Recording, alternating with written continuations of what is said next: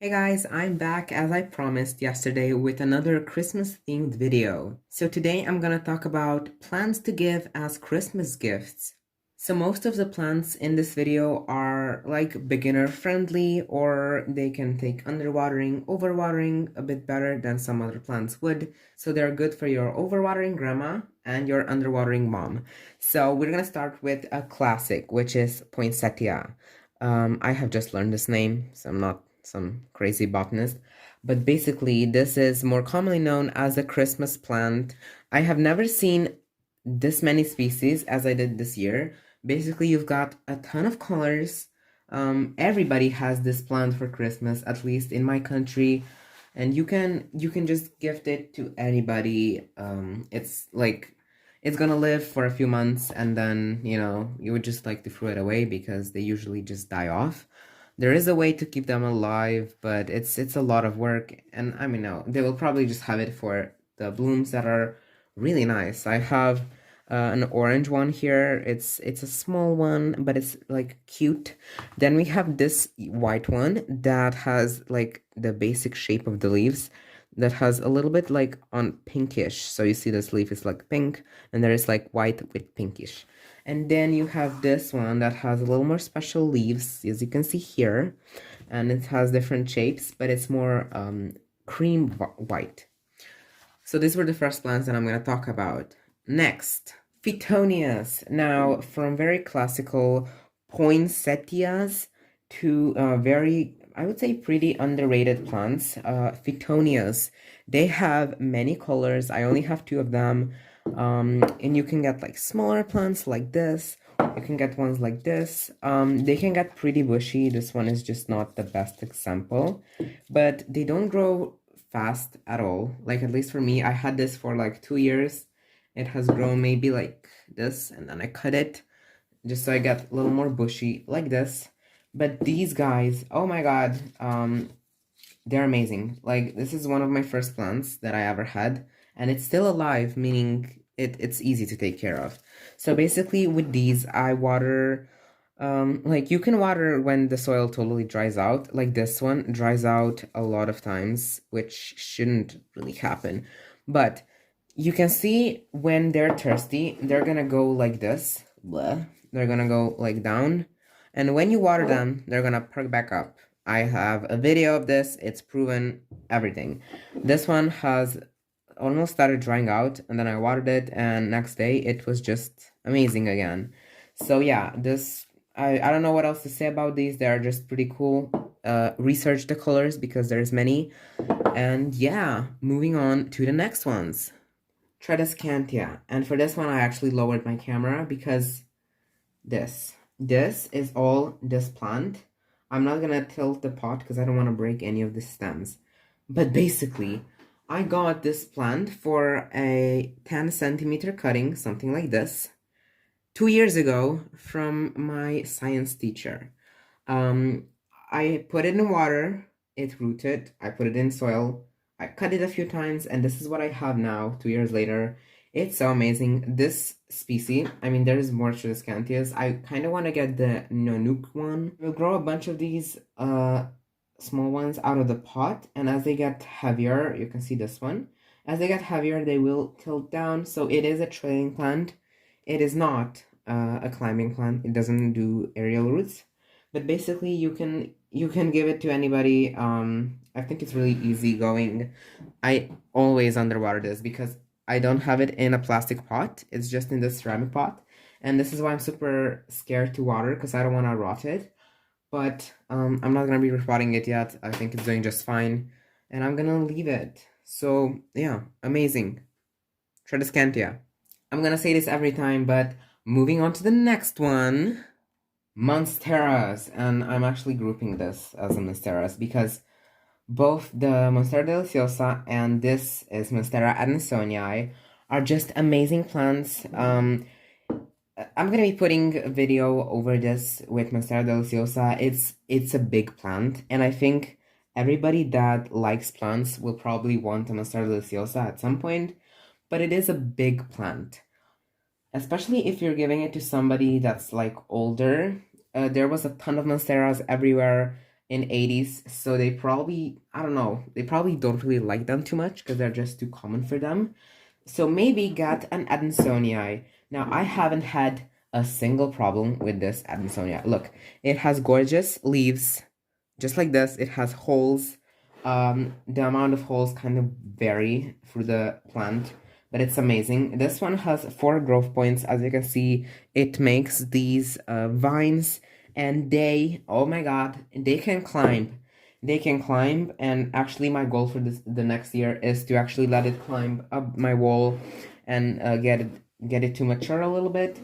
Again, overwatering, underwatering, it takes it all. Okay, I messed up a little bit. Monsteras are prone to root rot, so rather underwater because overwatering will get them killed pretty fast. One thing that you probably didn't know about this plant is that it kind of has like velvety leaves. It's not like Skindopsispictus velvet, but they're soft. They're not like glossy as Monstera Deliciosa. Again, you can have this trailing or climbing.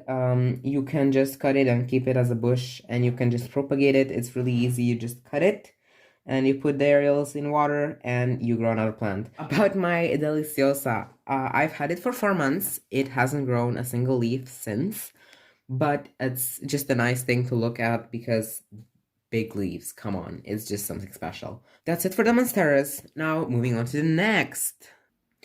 This guy. Now, you'll probably be like, you just showed us the Monstera, why are you showing it again? Because this is actually Raphidophora Tetrasperma. It's not a Monstera. Some people call it Monstera minima because it looks like a small version of Monstera, but it's not.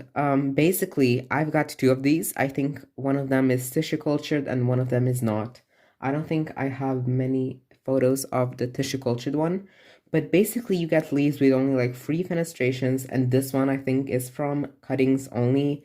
So you get these fenestrations, even larger leaves. They didn't get much bigger than this, but still, it's amazing plant.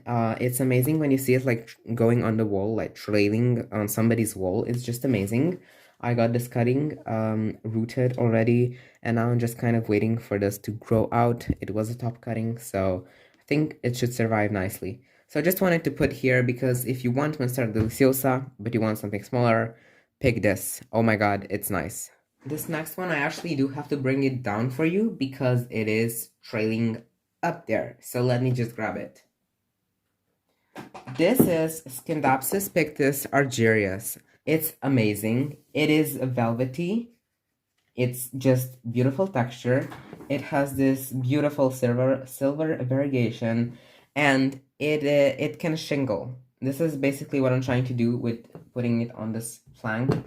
I'm trying to get it to shingle, but it can also be like a trailing plant. It's just amazing. It's beautiful. I don't know. There's not much to say. Underwatering for sure. It can take it. You can actually water it when the leaves kind of curl up like this.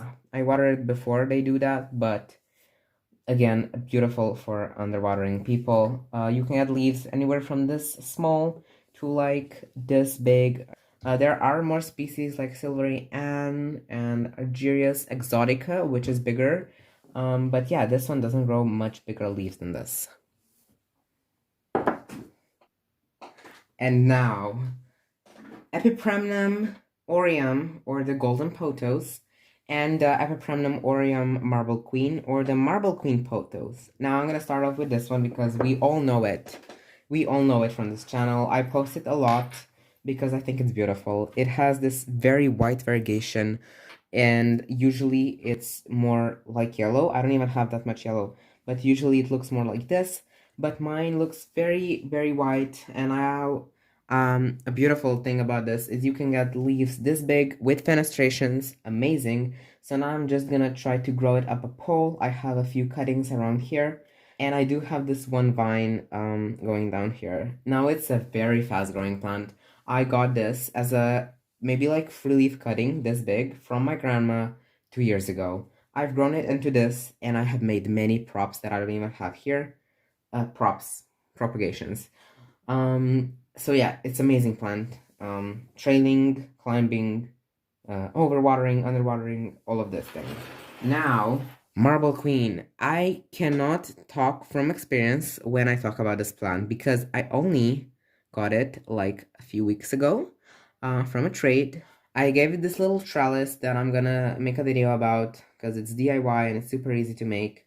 But basically, this can also get bigger leaves, and I'm just trying to achieve this with this guy. This one actually gets really white. I hope it focuses. Really white leaves when they come in, and I think it's just beautiful how it speckles like this. Yeah, it's a nice plant. Next, I will present to you my Paelia Pepiromiyotis. It's not a peperomia, it's Paelia. So, this is basically called like a friendship plant because this makes pups that you can take out of the soil and you get pups, basically. More plants you can give to your friends and anyone. I had a mother plant which was, I got it like this big, and it's now this big, but I gave it away as a trade. So now this is actually a baby. I posted about it on my channel. I'll just put photos as I go through this. But basically, this is my baby now. It's not looking the best. I don't know what's up with this, but it's a nice plant in general. You get this like nice nice leaves. They look like pancakes or like coins, whatever you want to call them. And they're just, you also get like these big leaves you can, and like stem.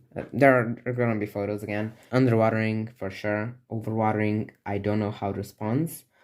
But yeah, that's it.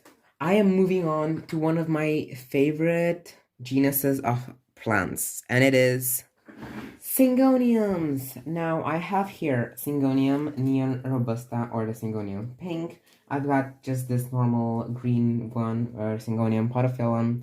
I've got a Pixie right here that doesn't get bigger than this. And, oh my god, I'm so happy to own this. I have an elbow. I'm gonna try to show it to you. I am gonna do a haul pretty soon, so you're gonna see it. But basically, it's an elbow. It's an elbow. That gets like white leaves. It's amazing. It's amazing. So basically, Syngoniums, I love them so much because again, they can trail on the wall, and they can get like the third leaf. Like they can get like this, and then another leaf right here, and like another here. So yeah, and they can like go on the wall. They can like hang down as a trailing plant, but it's not the nicest thing to just let it like trail down.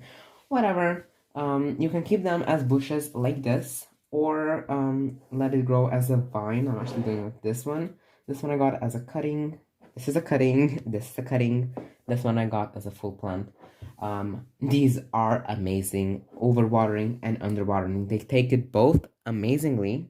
They grow pretty fast. Like, this guy produces new leaves all the time, and this is not the nicest specimen, but like, this is one of the nicest leaves. Can you see? Can you see? I hope you can see. It's just having like 5 growth points, so I can't really keep up with it.